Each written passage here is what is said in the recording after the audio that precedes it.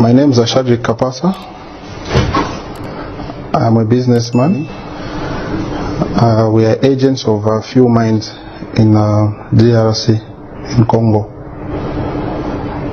My complaints are, I supplied some gold to a pastor in South Africa, Pastor Shepherd Bushiri, 2 years ago. He got the gold. He called me to come and collect the money in South Africa, and he changed the story. He had me arrested. He connived with the police. They arrested me that I have swindled him money, and he couldn't show the proof. But meantime, he got the gold, and he told me to come and collect the money in South Africa. When I got to South Africa, he had me arrested for 8 months.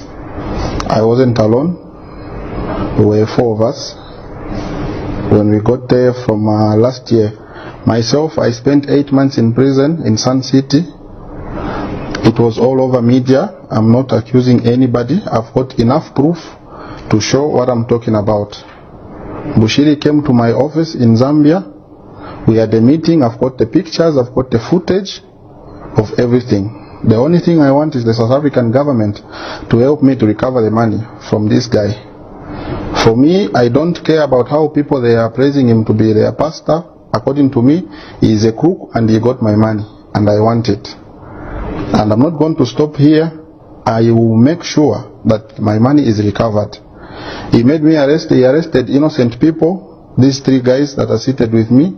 If he can see, he knows the faces and he knows what he did to these innocent people. He kept them in prison for 1 year plus. So really, if now that the South African system it has allowed to make sure that this guy is now on board and is going to face charges, he needs to pay back my money and he needs to compensate these people for arresting them for 1 year without them knowing anything. Like I said, I will not stop here. What I want is the money for the goods that he got. I've got all the proof. I've got the pictures. I've got the emails. I've got the messages from his phone and my phone. So it's not that there was a mediator between me and him. What he did was, he told me to go to South Africa. When you arrive, you call me. When I arrived in South Africa, I called him. He said, I'm a bit busy. I'll send my people to see you. Go to Michelangelo. That's when we went to Michelangelo. He said, okay, wait there for an hour. The money will be coming. When we were waiting for the money, it's the time that the police came and they arrested me for fraud. And I am not a fraudster. What I want is my money. He knows where he got the things and he knows how he shipped. I've got the information, even the time that he came with his jet in Zambia. I've got everything. So if he's going to prove, or if he wants to say no, I've got enough proof to prove what I'm saying. What I want is the money, and that's all. So I'm appealing to the South African government. I need help. Because this guy, according to me, he told me I cannot do anything to him. He's untouchable. If I step my foot in South Africa, he will kill me. Currently that we are talking, my passport is blocked. I cannot go to South Africa. I have got a ticket which I will show. I went to the airport in Zambia. I checked in. They refused that the South African government have refused you to go in South Africa. So I cannot even step my foot there. The reason, he knows why he did that. After he got the money, he paid people so that I cannot go to South Africa to claim my money. So this is the only way. I think if I can go on media and speak to people, it's the only time the message will reach him, because I'm unable to go to South Africa. If anybody can go and scan my passport, you'll see that I am blocked. I cannot go to South Africa.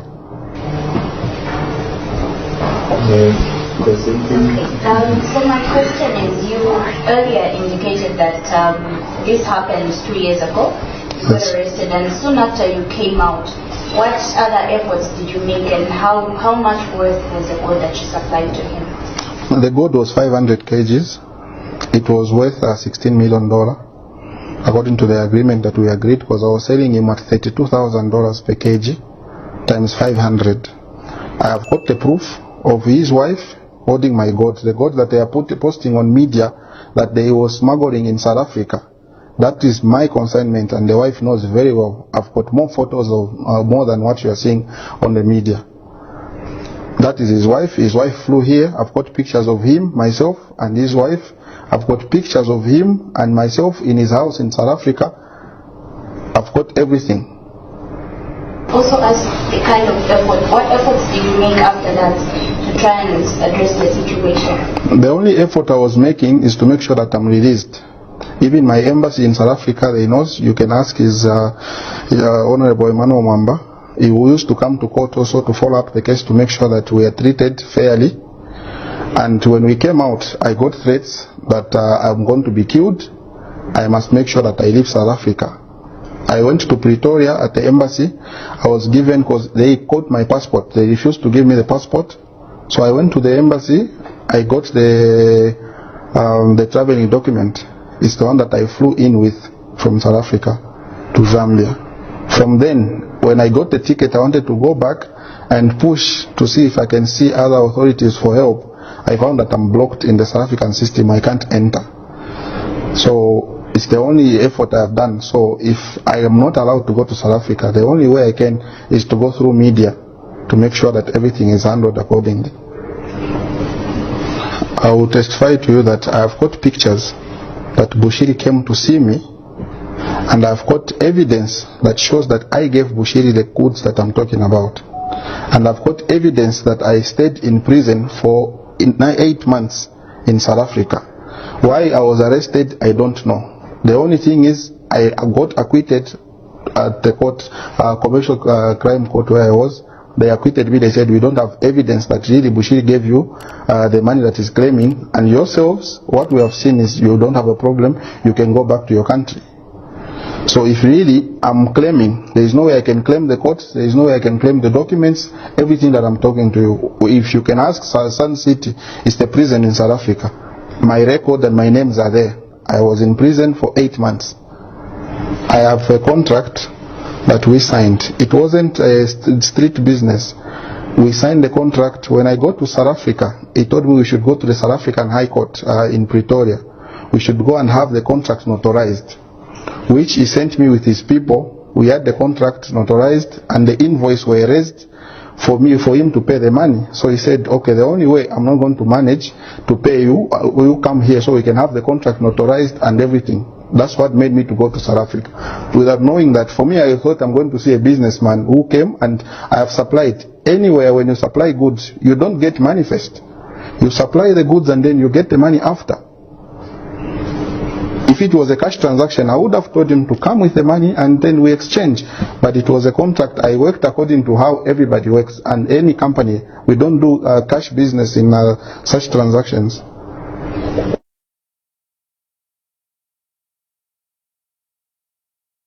It was all over media. There is no Zambian that doesn't know what I'm talking about. Right now, I'm unable to work. There are few people that I'm doing business with.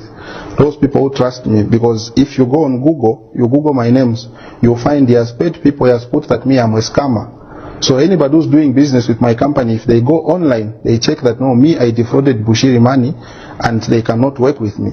So what I'm telling you, if you can go online, you check everything, you'll see enough proof.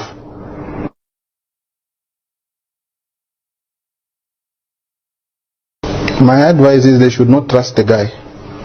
If he's a businessman, let him do business in a proper way. He should stop injuring people. He should stop.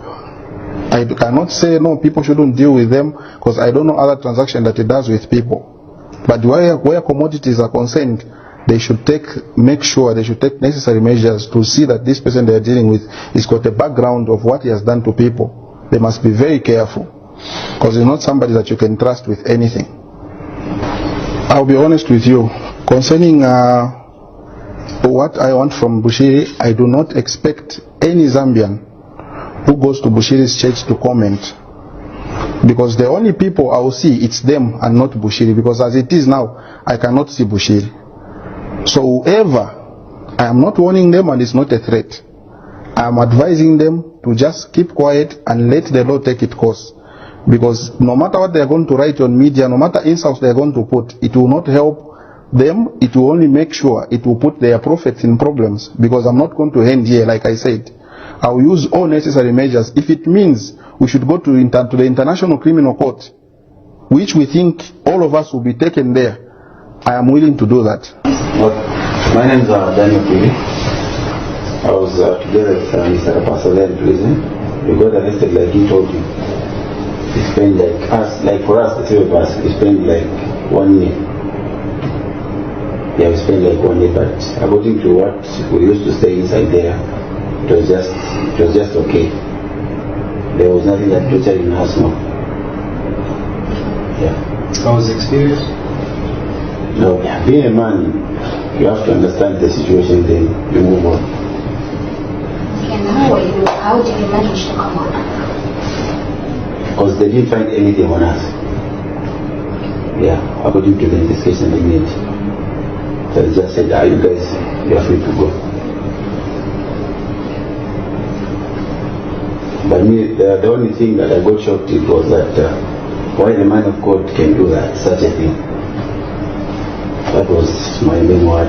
So even the guys who are following Bushiri here, I'm not saying that maybe they should stop or what, but according to what they believe on him, with me, it's different. Because he was a man of God, and I don't think the man of God can do that. I have a lot of hate with him. And even him carrying a Bible while going around getting people's money, it's a shame. It is a big shame. Like I was saying, I am not claiming. I've got something, if you can check. This is Honorable Emmanuel Mamba and myself. This was the day that I got released. I think he even gave a press briefing. This is Bushiri in my office and myself. He was wearing a blue jacket and I'm the one in a grey suit. These are his two men. This guy, his name is Duncan Otieno, and myself there at the South African High Court. This is their lawyer at the High Court who notarized the contract that, okay, the contract has been signed, everything is ready for the money to be paid. This is Joseph Mudolo. This is the guy that who was claiming that he gave me the money, 10.3 million rands, cash that Bushiri sent him to give me, which I did not see. This is Bushiri and myself in my office. And this is my uncle. That is my other business partner. This is Bushiri and myself at my office. This was in Zambia. It wasn't in South Africa because he followed me here. Those are the pictures. So there is nothing that we are claiming. I was not going to get pictures that he must pray for me. This is myself again with Bushiri. I was showing him things on my computer, trying to show him what we work and what we supply. So for me, I didn't go to ask for prophecy or anything. So what I wanted was just the business that we were doing and which he proved.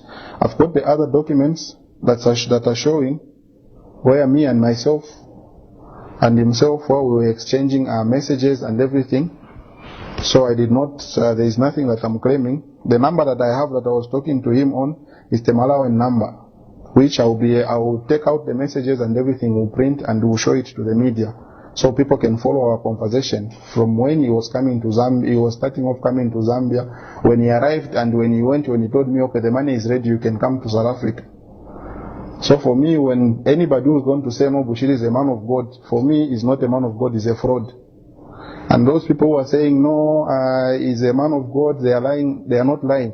If I can come from Zambia and say what I'm saying now, then you must know what we are dealing with. To be honest, I'm only human.